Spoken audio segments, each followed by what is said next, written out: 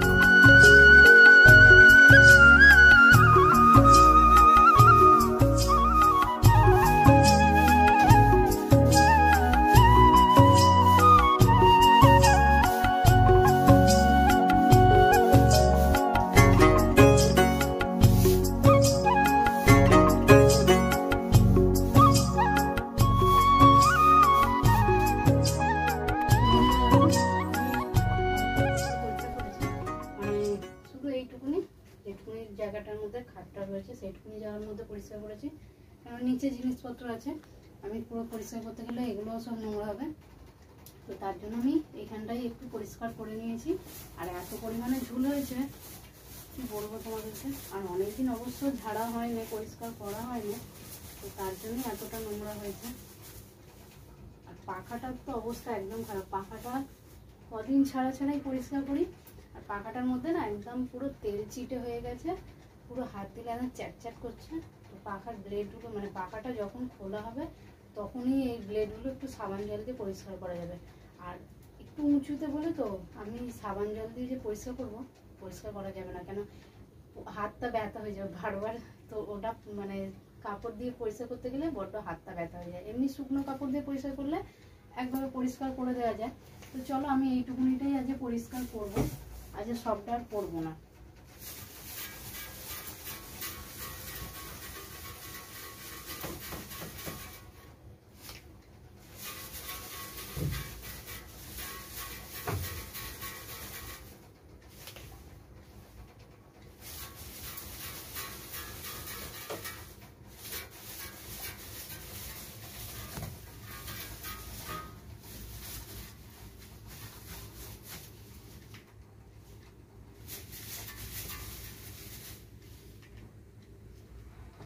তো চলো আমি এইটুকুটাই পরিষ্কার করে দিয়েছি, আর আমি বেশি পরিষ্কার করতে যাব না, তো ভিডিওটা অনেকটা লং হয়ে যাবে।